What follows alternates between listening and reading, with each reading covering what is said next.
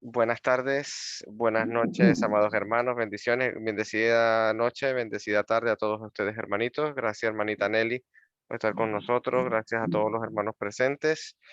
Abre tu Biblia, por favor, en el libro del Evangelio de Lucas, capítulo 34 y 35, para refrescar. Capítulo 14. Capítulo 14, versos 34 y 35, Lucas, para refrescar clase anterior. Dice la palabra de Dios: la sal es buena para condimentar, pero si pierde su sabor, ¿cómo la harán salada de nuevo? La sal sin sabor no sirve ni para la tierra ni para el abono y se tira. El que tiene oídos para oír, escuche y entienda.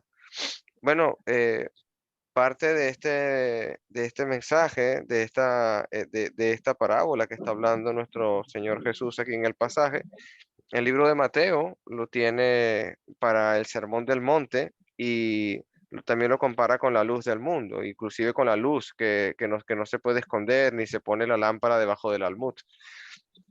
La sal, para el contexto que estamos estudiando bajo el tiempo de Jesús, era muy importante, ya que era inclusive un jornal de pago, de salario para ellos, inclusive también era para preservar comida, era la única forma o una de las pocas formas de poder preservar los alimentos. Y el cristiano, ahora comparando, el cristiano es como esa sal.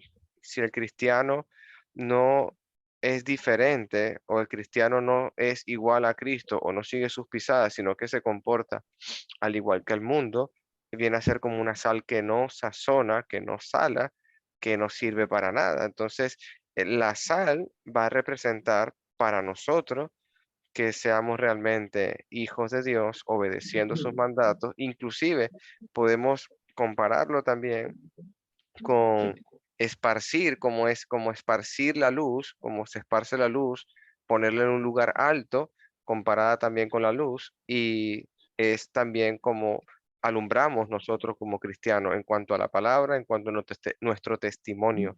Entonces, es un mensaje realmente muy, muy personal para cada relación de cada uno de nosotros con nuestro Dios, porque es necesario que demos esa, esa porción, que demos esa utilidad, que seamos útiles para el Señor y seamos buena sal, que sazonemos. Inclusive el apóstol Pablo habla que nuestras palabras sean sazonadas, también lo compara cuando nosotros estemos conversando o hablando las cosas del Señor. Bueno, hermano Agustín, ¿más comentarios? Ok, buenas tardes, hermanos. Dios me los bendiga a todos. Vamos a continuar entonces estudiando el libro de Lucas. Ya, como sabemos, la semana pasada no estuvimos estudiando porque dedicamos estas horas para orar por la niña, la hija de nuestro hermano Sergio y Carlita, que ya está mejor. Creo que ya le iban a dar de alta esta semana, aparentemente. Ya está bastante mejor, gracias a Dios. Entonces vamos a continuar entonces con los estudios. Gracias por estar aquí. Es importante que cada día nos edifiquemos y que por la palabra que escuchamos y crecemos en ella para que fortalezca cada día nuestra fe y podamos así caminar los caminos conforme a la voluntad de Dios y serle agradables en todo. Entonces, ciertamente la sal tiene un propósito y el propósito de la sal, aunque tenía muchos usos en el pasado, igual que hoy también tiene muchos usos, pero el propósito de la sal primeramente era salar, y salar para darle sabor a las comidas principalmente. Y cuando Jesús dice que si la sal se pierde su sabor, ya no sirve para nada. ¿Con qué se sazonará? O sea, si la sal no pierde sabor, ¿con qué se sazonará? Entonces está hablándole a los cristianos, está hablándonos a nosotros. Primeramente le estaba hablando a los seguidores que él tenía, a los judíos que lo estaban siguiendo, cuando entrando ya a Judea, ya para ir a Jerusalén, en los últimos días de su vida, ya cuando él va a celebrar su última Pascua en este mundo. Y él quiere dejarle enseñanzas importantes a sus discípulos y sobre todo los que estaban siguiendo. Dice que multitudes iban con él, según el versículo 25. Iban multitudes y él quería hacerles entender la importancia y la necesidad de ser verdaderos discípulos y cumplir el propósito realmente que tenemos nosotros como discípulos. Y cuando hablábamos de la sal, la semana antepasada, cuando terminamos de estudiar estos versículos, no necesariamente la sal significa predicar el evangelio, porque es nuestro deber ciertamente predicar el evangelio, pero la sal significa darle un sabor distinto, darle un sabor al mundo, darle un sabor distinto al mundo, porque sin sal el mundo, la vida se convierte en algo insípida, o así como la comida es insípida si no tiene sal. Y tiene que ver con ser diferente a lo que el mundo es. O sea, darle una visión distinta a lo que el mundo es. Y tiene que ver con nuestra vida, con nuestra manera de comportarnos, nuestra manera de actuar ante los demás. Nuestra vida tiene que ser distinta a la vida que el mundo enseña, a la vida que el mundo practica. El cristiano tiene que transformar su vida. Y eso tiene que ver con eso, darle un sabor distinto, que nuestra vida sea completamente distinta a lo que el mundo ofrece, o ofrece a nosotros y ofrece ahora. Entonces Jesucristo hablaba de eso, de que el cristiano tiene que ser distinto. El cristiano no puede ser una persona igual que el mundo. Nosotros tenemos que transformar nuestra vida debe ser transformada a la semejanza y a la estatura, como dice allá en Colosenses, estatura de Cristo, ¿verdad? Llegar a esa estatura en Efesios, perdón, que llega a la estatura de Cristo. Esa debe ser la meta que debemos tener cada uno de nosotros. Hoy, si no hay comentarios sobre estos versículos, podemos pasar al capítulo 15, que es lo que vamos a empezar a ver hoy, capítulo 15. ¿Alguien tiene comentarios sobre lo que vimos la semana antepasada? No, nadie tiene comentarios. Este capítulo 15 de Lucas, se narran 3 parábolas en el capítulo 15. Tenemos la parábola de la oveja perdida, tenemos la parábola de la moneda perdida y tenemos la parábola del hijo pródigo. Son las 3 parábolas que se mencionan o se narran en esta parábola. Y las 3 parábolas tienen un mismo sentido, una misma unidad literaria. Tiene un mismo propósito, tiene una misma enseñanza para, en ese momento, los judíos o los que estaban criticando a Jesús, porque él se reunía con publicanos y pecadores, según ellos. Ellos se reunían con ellos y por tanto Jesús le deja estas parábolas para que ellos entiendan realmente el significado de por qué él se reunía con estos que ellos consideraban pecadores publicanos y pecadores, que eran las personas que eran mal vistas ante la sociedad judía de ese tiempo. Vamos a leer, ¿quién puede leer versículo 1 hasta el versículo 7, la primera parábola, que es la de la oveja perdida? Leo, mi amado hermano querido. Lea, hermanita. Parábola de la oveja perdida. Ajá. Se acercaban a Jesús todos los publicanos y pecadores para oírle. Y los fariseos y los escribas murmuraban diciendo: este a los pecadores recibe y con ellos come. Entonces él les refirió esta parábola diciendo: ¿qué hombre de vosotros, teniendo 100 ovejas, si pierde una de ellas, no deja la 99 en el desierto y va tras la que se perdió hasta encontrarla? Y cuando la encuentra, la pone sobre sus hombros gozoso, y al llegar a casa, reúne a sus amigos y vecinos diciendo: gozaos conmigo, porque he encontrado la oveja que se había perdido. Os digo que así habrá más gozo en el cielo por un pecador que se arrepiente que por 99 justos que no necesitan arrepentimiento. Amén. ¿Qué es lo primero que les llama la atención cuando escuchan esta parábola? Hermano, dígame, hermano Iván. Solo, hermano, viéndolo así, el análisis, viendo desde el punto de vista de los fariseos y los maestros de la ley, me parece que le dan seguimiento, porque allá lo revisamos en Lucas 5, 30 y 32, los fariseos reclamaron severamente a los discípulos diciéndoles por qué comen y beben con semejante escoria, Jesús le contestó, la gente sana no necesita médico. O sea, se ve que allí todavía le van, como quien dice, andan tras Jesús, ¿verdad? Y como usted decía, era necesario que les diera esa prácticamente de una reprensión que le está haciendo ahí. Amén. O sea, fíjese que quienes se acercaban a Jesús para escuchar. Dice, se acercaban a Jesús todos los publicanos y pecadores para oírle. Ahora, los publicanos sabíamos que eran los que cobraban impuestos, eran judíos, ellos trabajaban para Roma cobrando los impuestos al pueblo. En el caso de Mateo, Mateo era publicano, hasta que Jesucristo lo llamó y él dejó ese trabajo para seguirle como apóstol. Pero el caso es que los publicanos eran mal vistos por la sociedad de ese momento, la sociedad judía, porque ellos no solamente cobraban los impuestos que Roma ordenaba, sino que muchas veces ellos cobraban más de lo que era debido. Y los pecadores, ¿quién eran los pecadores? O sea, para los judíos o para los maestros o para los fariseos y los maestros de la ley, los escribas, ellos consideraban pecadores todo aquel que no interpretaba la ley como ellos la interpretaban, o sea, veían la ley diferente, o tenían oficios que eran poco dignos. Esas eran las personas que ellos consideraban pecadores. Entonces, todo aquel que interpretaba la ley diferente a como la interpretaban ellos, eran pecadores porque no seguían el mismo lineamiento que seguían los fariseos y los escribas, lo que eran los maestros de la ley, los que cuidaban de que el pueblo guardase la ley. Y todos aquellos que tenían oficios que no eran muy dignos se consideraban pecadores.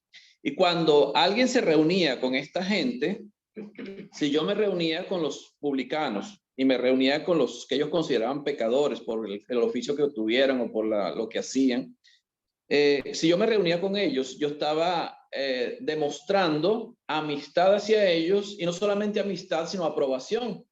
Porque si yo me reúno con personas que practican esas cosas o que hacen cosas que son indebidas, yo estoy demostrando que soy amigo de ellos o que quiero buscar la amistad de ellos y que apruebo lo que ellos están haciendo. Y era lo que ellos criticaban de Jesús. Por eso los fariseos decían, y los fariseos y los escribas murmuraban diciendo, a los pecadores recibe y con ellos come. O sea, ¿quién se sentaba con un pecador a comer?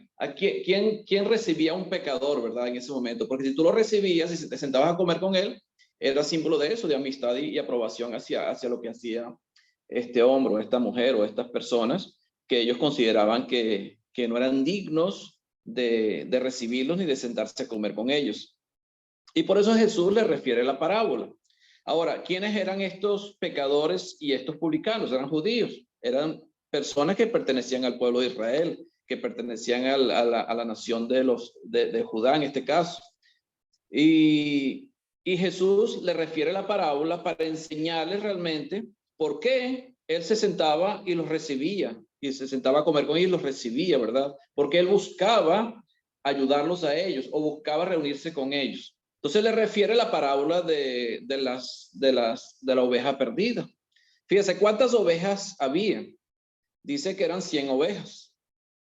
Habían 100 ovejas y una de las ovejas se salió del rebaño y se perdió. Pero ¿dónde estaba la oveja que se perdió? La oveja estaba dentro del rebaño, era parte del rebaño. No era una oveja salvaje, sino que era una oveja que pertenecía al rebaño, pero esa oveja que pertenecía al rebaño se había salido del rebaño y se había perdido. O sea, ¿a quién se está refiriendo Jesús?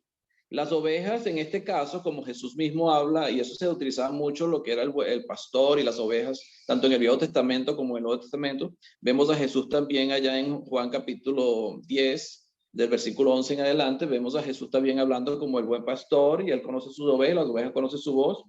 O sea, siempre se refiere a lo que es el pueblo de Dios con las ovejas y el pastor en este caso Jesús. Pero las ovejas en este caso, ¿quiénes eran? Eran el pueblo de Israel, era el pueblo de Judá. Y el pueblo de Judá ciertamente habían personas que cometían pecados. Ahora, ¿quiénes eran los que cometían pecados? Todos. La Biblia misma ya en Romanos 3:23 dice que todos hemos pecado, que todos cometemos pecado, que todos hemos fallado. Ninguno de ellos, a pesar de que ellos guardaban, eran celosos de la ley, como los fariseos y los escribas y los maestros y los doctores de la ley, aunque eran celosos de la ley, ellos sabían que ellos no podían cumplir con la ley. Ellos ponían cargas sobre las personas que ellos mismos no podían llevar ni llevaban tampoco. Entonces ellos querían obligar muchas veces a que se cumplieran cosas que ellos no podían llegar. Pero el problema que ellos más grave que ellos tenían, que ellos se consideraban justos, porque eran intocables, eran los maestros, eran los que guardaban supuestamente la ley de Moisés tal y como fue dada. Y para ellos, como ellos lo hacían, estaba correcto y eso consideraban justo. Por eso Jesús le refiere la parábola. La oveja pertenecía al rebaño, era parte del pueblo de Israel. Pero ¿qué pasó con esa oveja? La oveja salió del rebaño, se perdió. ¿Qué pasó con esa oveja que se perdió? Tú no puedes dejar que se pierda. O sea, a pesar de que se perdió, se salió del rebaño, tú no puedes abandonarla, es lo que le está diciendo a ellos. O sea, hay gente que comete pecados y ellos sabían que los fariseos y todo el mundo cometía pecados, pero Jesús refiere la parábola por el hecho de que ellos identificaban a los publicanos y a otras personas como pecadores, por el hecho de que tuvieran oficios no dignos. Pero la oveja pertenecía al rebaño, como dije. ¿Y qué hizo este hombre que tenía el rebaño de 100 ovejas cuando se le pierde una?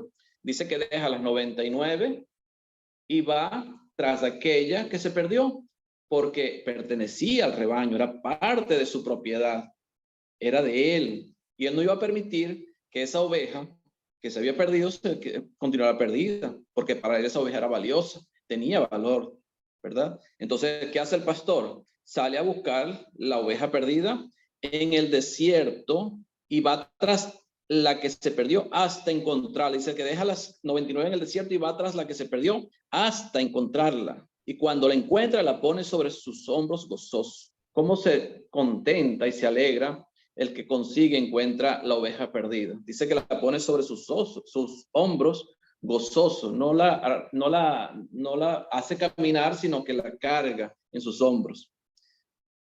Y al llegar a casa, reúne a sus amigos y vecinos diciéndoles: gozaos conmigo, porque he encontrado mi oveja que se había perdido. Os digo que así habrá más gozo en el cielo por un pecador que se arrepiente que por 99 justos que no necesitan de arrepentimiento. Estos 99 que Jesucristo está hablando acá, que no necesitan arrepentimiento, parece que fueran palabras irónicas de parte de Jesús hacia el pueblo judío, no hacia el pueblo, hacia los líderes judíos, en este caso los escribas y los fariseos.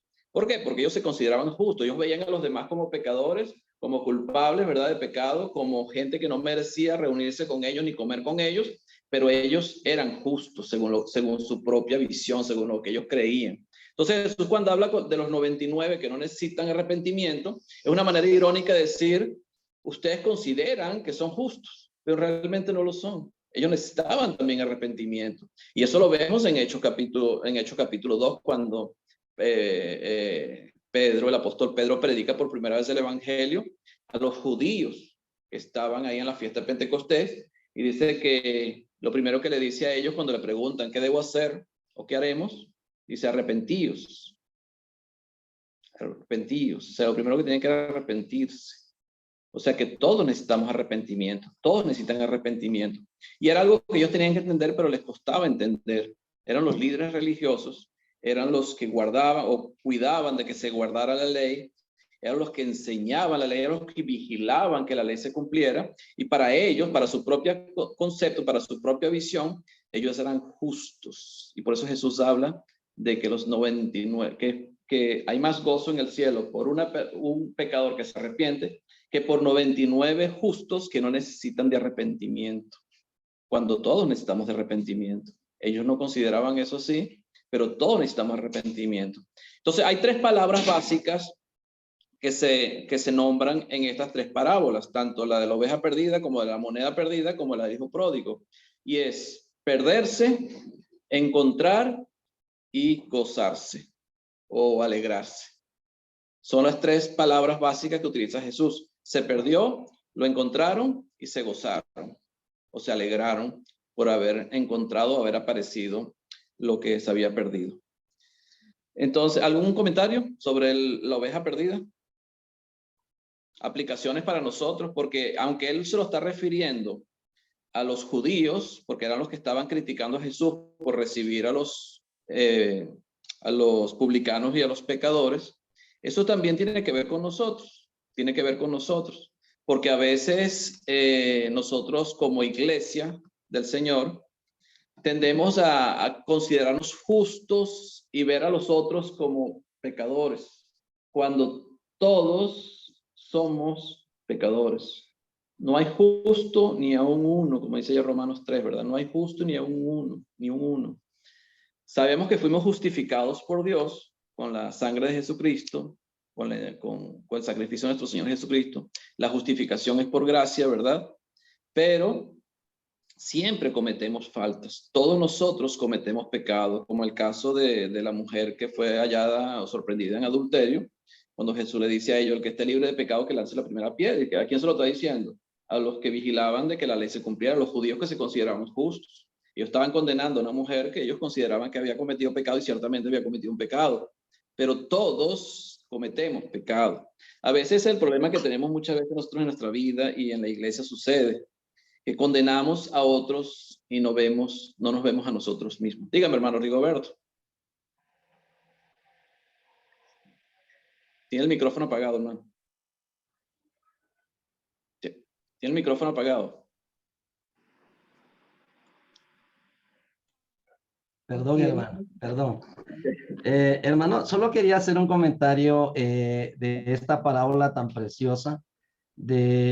Aquí yo puedo ver el inmenso amor de Dios, de cómo es que teniendo él esas 99 ovejas, él prefiere ir en busca de la perdida y deja las 99. El inmenso amor que el Señor le tiene a las almas.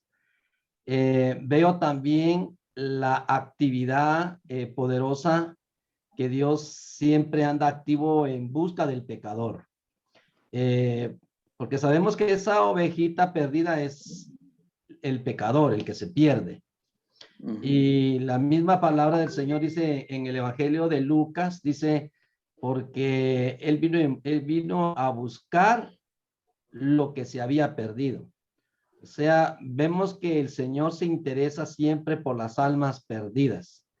Mientras que varias veces el hombre se enfoca más en condenar, el Señor se enfoca más en salvar.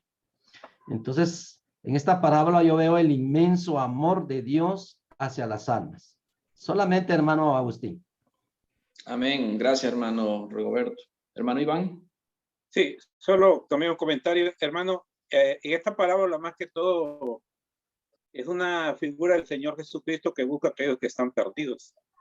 Básicamente, y claro que en nuestra aplicación para nuestro tiempo somos nosotros, que Cristo vive en nosotros y somos los que hacemos hacemos el trabajo que Cristo nos ha encomendado.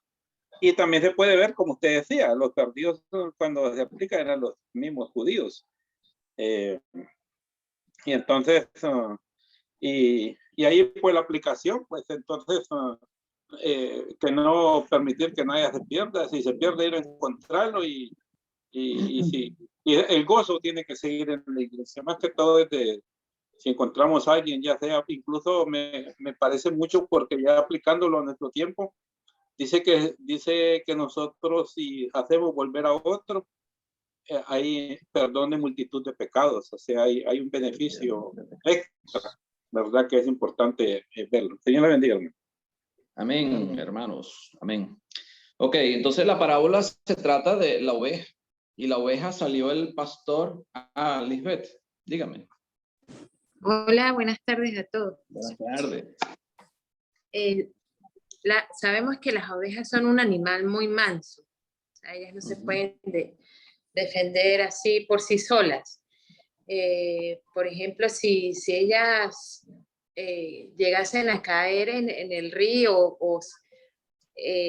como ellas tienen un pelaje, al mojarse ese pelaje se vuelven muy pesadas y ellas no tienen así suficiente fuerza y se ahogan, se ahogan, pues no pueden defenderse porque su pelaje es muy pesado al mojarse. Entonces dependen totalmente de su pastor.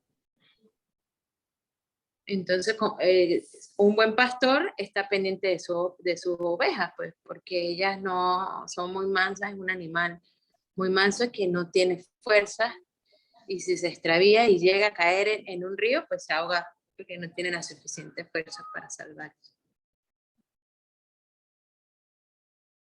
Ese era mi comentario, hermano Gracias, Agustín. hermanita. Gracias. Buena información, hermanita. No sabía eso de las ovejas. Yo sé que tienen bastante pelaje, pero no sabía que si caían en el agua se podían ahogar porque quedan muy pesadas con el peso de la humedad del agua. Ok, entonces el hombre deja las 99 en el desierto, como decía el hermano, y va en busca de la oveja perdida. Y eso se trata del amor que Dios tiene, o que tenía ese pastor en este caso, no solamente por la oveja perdida, sino por todas las 100 ovejas. Porque si se hubieran perdido 3, igual las 3 se hubieran salido a buscarlas. O sea, ahí muestra lo que es el amor de Dios por la humanidad, por nosotros, en este caso, por los judíos. O sea, le está diciendo, Dios ama a los publicanos y a los pecadores. El hecho de que ame a los publicanos y a los pecadores no significa que apruebe lo que ellos hacen, igual que nosotros. Nosotros tenemos que amar a todos. Un hermano que se aparta de la iglesia o que se va de la iglesia por pecado, por lo que sea, nosotros no tenemos que rechazarlo.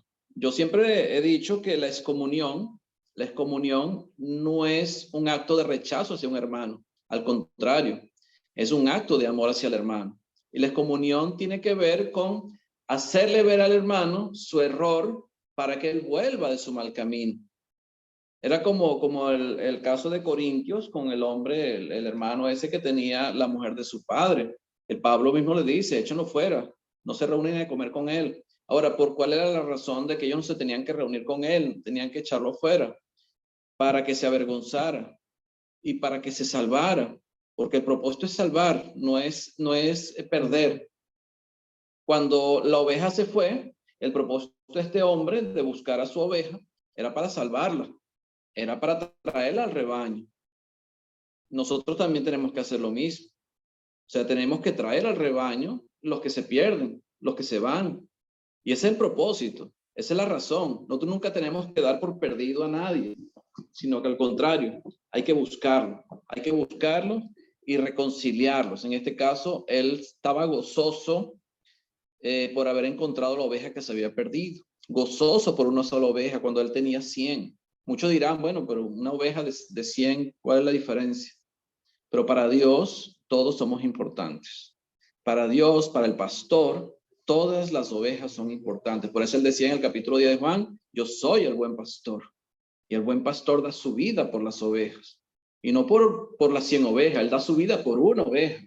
Y Jesucristo demostró que es el buen pastor porque él dio su vida por nosotros, por sus ovejas, por su rebaño. En este caso, por el pueblo de Israel y también por nosotros que no éramos pueblo de Israel, no éramos pueblo de Dios en ese momento. Pero Dios en su amor cuida de nosotros y nos dio esa salvación tan grande, ¿verdad? Por medio de nuestro Señor Jesucristo. Entonces dice que él reúne a sus amigos, sus vecinos y diciéndole, gozaos conmigo. Entonces es motivo de que cuando un pecador se arrepiente, de gozo, de alegría, de fiesta, ¿verdad? Por eso él dice, os digo que así habrá más gozo en el cielo por un pecador que se arrepiente. Fíjese que el hombre salió a buscar la oveja. La oveja es un animal sin raciocinio. La oveja, si tú la jalas, ella viene para acá, y si la empujas, va para allá. La oveja no tiene ningún tipo de raciocinio.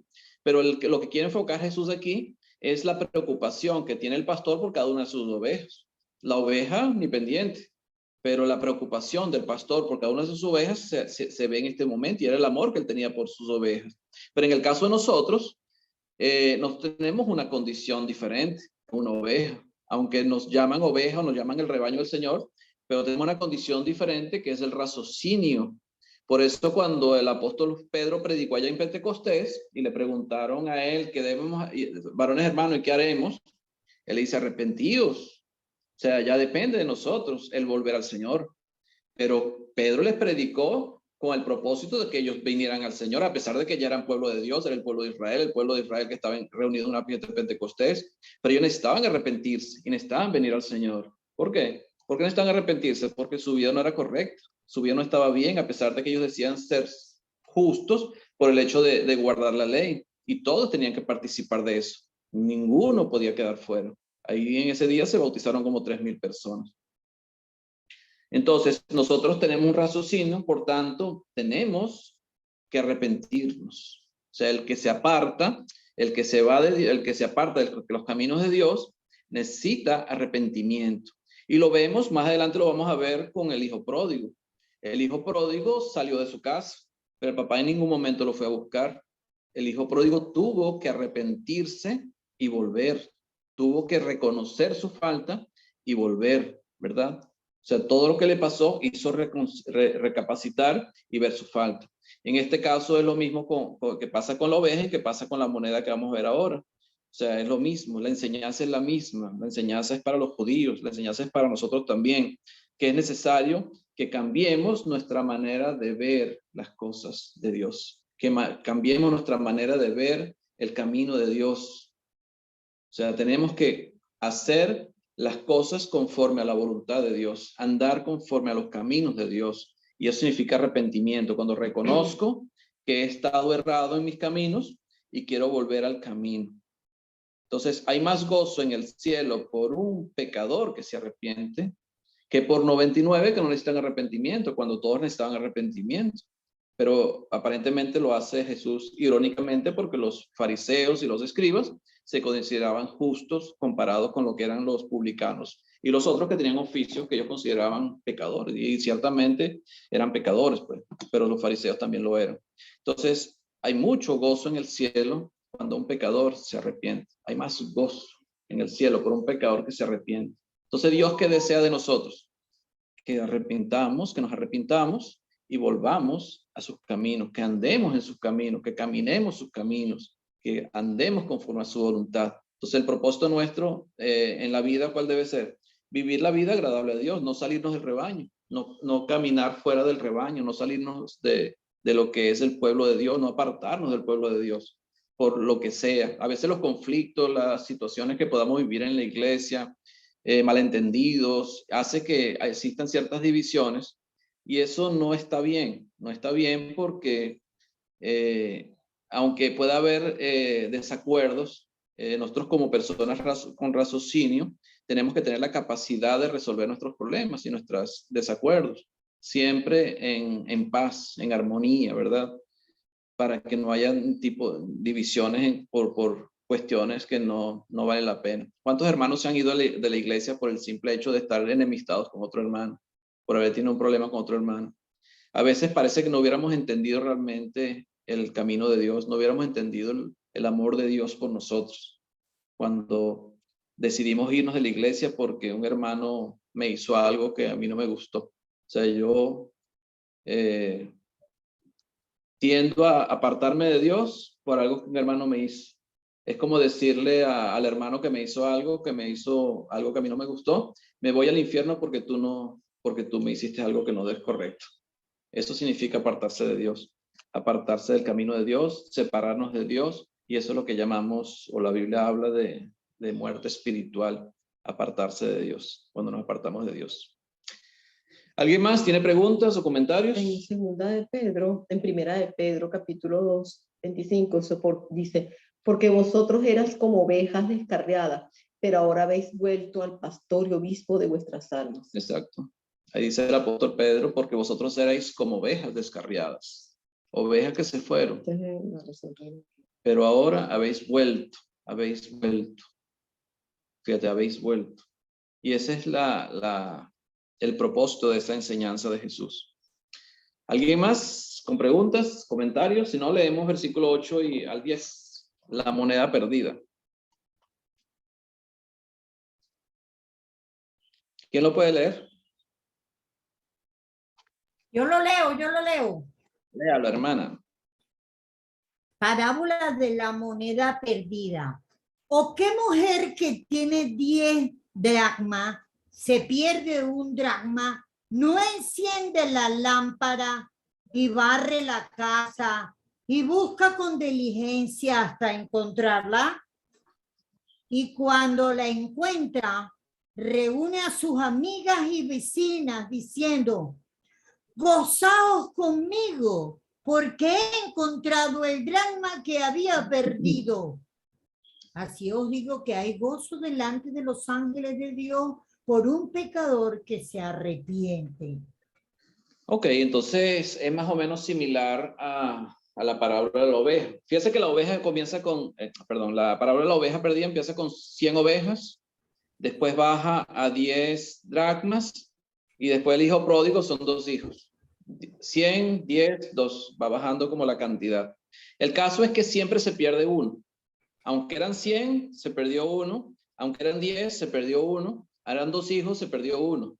Siempre se pierde uno. O sea, la referencia que Jesús está dando es que uno es importante para Dios. Uno solo es importante para Dios, no un grupo.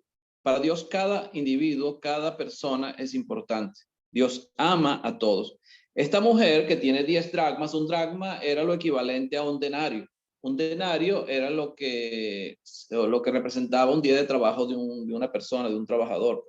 Un día de trabajo en el campo se pagaba con un denario y un dracma equivale a lo mismo, a la misma cantidad. Entonces esta mujer tenía 10 dracmas y se le pierde un dracma, un denario. Dice que busca con diligencia hasta encontrarla. ¿Por qué ella busca con diligencia hasta encontrar ese dracma? ¿Por qué razón lo buscaría con diligencia? Todavía le quedan 9. 10, o sea, uno que se haya perdido, de repente no importaría tanto. Pero para ella, ese dracma que se perdió era valioso. Tenía un valor importante. Era un día de trabajo que significaba el dracma. Era una jornada completa de trabajo en un día. Entonces, para ella, ese dracma que se había perdido era importante. Y por eso dice que ella cuando sabe o se da cuenta que se le perdió uno, ella prende o enciende la lámpara y barre la casa.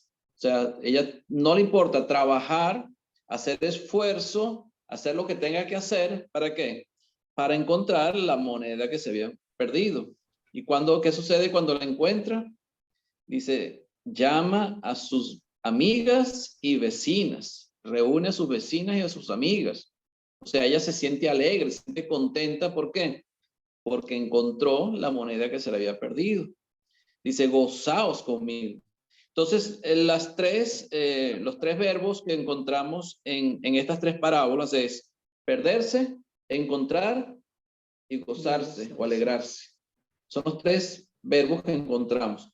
Entonces, se pierde, la encuentra y se goza porque porque la encontró, porque lo halló. Y aquí la mujer, cuando encuentra la dracma, dice que ella se goza, o dice gozaos conmigo. O sea, ella quiere compartir la alegría que tiene por el hecho de haber encontrado el dracma o la dracma que había perdido. Dice, así os digo que hay más gozo delante de los ángeles de Dios por un pecador que se arrepiente. Fíjese que aquí ya Jesús no nombra a los 99 justos, sino que habla de que hay más gozo delante de los ángeles de Dios por un pecador que se arrepiente. O sea, ya hablando de que cualquier pecador que se arrepienta, dice que hay mucho gozo, hay más gozo que el que tenía esta mujer por haber encontrado la dracma o el dracma perdido, que para ella era muy valioso. Entonces, para Dios, todos somos valiosos.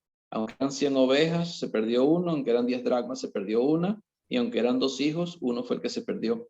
Y para Dios, todos somos individualmente importantes. Dios no deja a nadie fuera.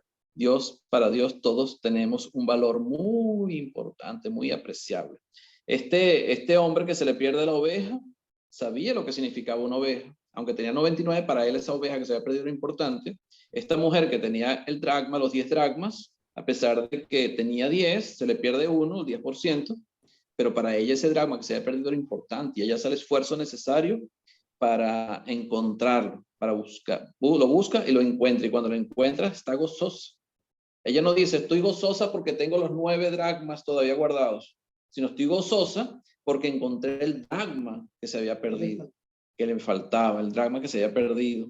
Y dice, reúne a sus vecinas, sus amigas, y se goza con ellas. Y Dios hace lo mismo. Dice que Dios hace lo mismo. Los ángeles del cielo hacen lo mismo, sienten lo mismo por un pecador que se arrepiente. Pero siempre habla de arrepentimiento.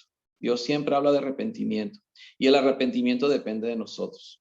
Nosotros podemos hacer como el apóstol Pedro, Pedro simplemente hizo ver a los judíos que estaban en la fiesta de Pentecostés su pecado, sus mal camino, y después les enseñó cuál era el camino que tenían que recorrer. Pero eso iba a depender de ellos, la decisión que tomaran. Por eso cuando ellos le preguntan, ¿y ahora qué haremos? Varones hermanos, ¿y ahora qué haremos? Pedro lo primero que le dice es arrepiéntanse, arrepiéntanse. Eso es lo primero que tienen que hacer. Y el arrepentimiento es un reconocimiento de nuestra vida. Es reconocer realmente lo que hemos estado haciendo y volver al camino correcto o encontrar o comenzar el camino correcto, el camino que agrada a Dios, ese camino estrecho, esa puerta estrecha que nos lleva a Dios. Eso es lo que Dios espera de nosotros, es lo que Dios quiere de nosotros y requiere de nosotros, pero Dios no nos va a obligar a hacerlo. Este hombre fue a buscar la oveja no podía decir nada, simplemente la montó en sus hombros y se la trajo, pero si él lo hubiera dejado ahí, la oveja se hubiera quedado ahí. La moneda, si la hubiera dejado perdida, se hubiera quedado perdida. Pero nosotros no. Nosotros tenemos otra condición diferente como la del hijo pródigo, que vamos a ver más. No sé si hoy da chance de verlo, pero creo que no.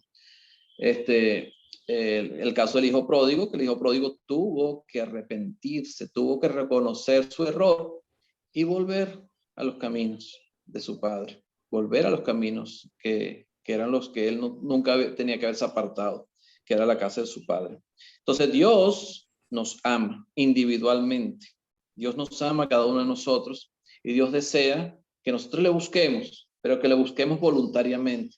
Por eso la iglesia es un grupo de personas que desean voluntariamente, o desean o hacen voluntariamente la voluntad de Dios. Se hacen voluntariamente lo que Dios le agrada, lo que Dios quiere. Obedecen a Dios con su propia voluntad, sin que sean obligados. Dios no quiere que nadie entre a la iglesia o que sea parte de la iglesia por obligación, sino que Dios quiere que lo hagamos voluntariamente. Por eso Dios nos da libre albedrío para que tomemos las decisiones, y la decisión que tomemos es la que nos va a traer consecuencias, sean buenas o sean malas. Dios desea que tomemos las mejores decisiones, y la mejor decisión es reconocer que necesitamos a Dios. Dios envió a Cristo porque necesitábamos la salvación, porque por nuestra propia condición humana no podíamos salvarnos, porque nuestra condición pecadora siempre nos iba a mantener apartados de Dios, y por la sangre de Cristo nosotros podemos ser lavados. Por eso Dios deja que nosotros tomemos la decisión de seguir o no a Cristo, de poder ser o no ser lavados con la sangre de Cristo. Dios quiere un pueblo que le alabe y lo glorifique por la eternidad en los cielos, pero un pueblo que voluntariamente lo haga. Dios no quiere que nadie se obligue a hacerlo. Vimos el caso o vamos a ver más, cuando veamos el caso del rico y Lázaro. El rico, cuando estaba en tormento, él quería cambiar su situación, pero ya no era posible, porque ya no lo estás cambiando por fe, no lo estás cambiando voluntariamente, lo estás cambiando por miedo y porque te das cuenta de que no es el mejor sitio donde podías estar. Pero hoy, mientras estemos en este mundo, Dios desea que nosotros tomemos la mejor decisión, que tomemos la decisión de seguir a Dios porque le amamos, y nosotros le amamos a Él porque nos amó primero. ¿Y cómo nos amó? Enviando a su Hijo a morir por nosotros, como dice el apóstol Juan allá en su primera carta, en el capítulo 4. Nosotros amamos a Dios porque Él nos amó primero, y debemos seguir a Dios por amor a Dios. Y cuando hay ese amor hacia Dios, eso no se rompe, esa relación. Es muy difícil que se rompa. Cuando hay amor, no se rompen las relaciones. Tenemos que amar a Dios. No podemos buscar a Dios por miedo, sino por amor, porque Él nos amó. Y ese amor tiene que condicionarme a algo, tiene que hacerme condicionar a hacer algo, y lo que a mí me condiciona el amor de Dios es a cumplir con su voluntad, a vivir vidas que agraden a Él. Por eso Jesús hablaba de la sal, y tenemos que vivir vidas que agraden a Dios, vidas transformadas, vidas que glorifiquen a Dios, que la gente diga: yo quiero ser como Alejandro, quiero ser como Iván, o como la hermana Alex, o como cada uno de nosotros, ¿verdad? Que vivimos vidas diferentes, vivimos vidas agradables, vidas que la gente admira, ¿verdad? Por el hecho de no ser igual que el mundo, por no practicar lo que el mundo practica. Entonces Dios nos ama a todos, Dios quiere que todos estemos en sus caminos, pero Él espera que nos arrepintamos. Por eso habrá más gozo por un pecador que se arrepiente, ¿verdad? que por los 99 que decía el de las ovejas, que no necesita arrepentimiento, o por los 99 justos que no necesitan arrepentimiento. ¿Preguntas? ¿Comentarios?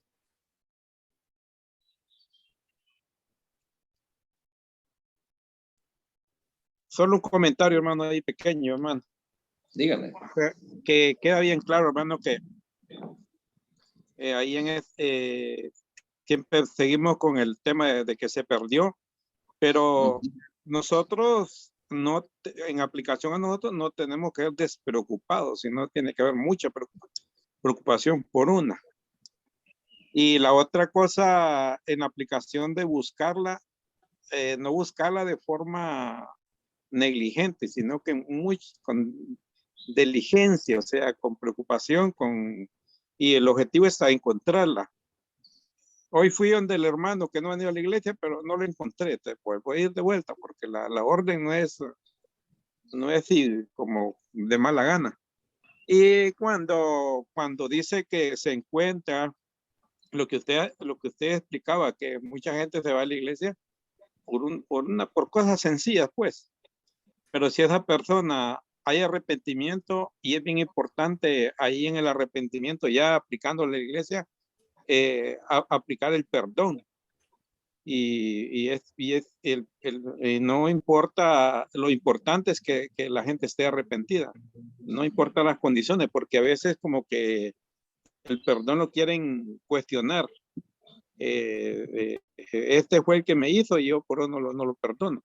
Pero realmente Dios nos encarga que nos preocupemos, que seamos diligentes y que nos gocemos cuando encontramos a alguien que se ha perdido, se ha salido del redil, aplicándolo con la oveja. Señor le bendiga. Amén. Gracias, hermano. Gracias por su comentario. ¿Alguien más que tenga comentarios? ¿Preguntas? Agustín. Dígame. Sí, bueno, todo me ha llamado mucho la atención de eso de que dejar el rebaño entero, porque realmente lo importante es el arrepentimiento. Esa parte me llamó la atención realmente porque quizá el hijo pródigo tiene esa relación, ¿no? Con el hermano mayor, ¿no? Que el hermano mayor está en la casa del padre y no debe de molestarse el hermano mayor de que su padre haya hecho un gran banquete para el que estaba perdido y fue hallado. Esa parte me llamó mucho la atención y a veces en la congregación quizá hay hermanos que se pueden sentir un poquito mal porque quizás le prestamos nosotros más atención a aquellos que están fuera queriendo que estén nuevamente en el redil y quizás se sientan con una actitud como el hermano mayor, pues que vean que tienen menos atención, aunque están dentro del pueblo de Dios, se sienten menos atendidos y tienen esas reacciones. Entonces, bueno, hay que también saber equilibrar todo, pues eso es algo importante. Es correcto, hermano. Es correcto. Bueno, mañana entonces continuamos entonces con el versículo 11, la parábola del hijo pródigo. Esto tiene bastante que tejer aquí con esta parábola del hijo pródigo. Amén, Agustín. ¿Algo más que añadir? No, si hay Quiero hacer preguntas. una pregunta, pero es Ah, con dígame. respecto a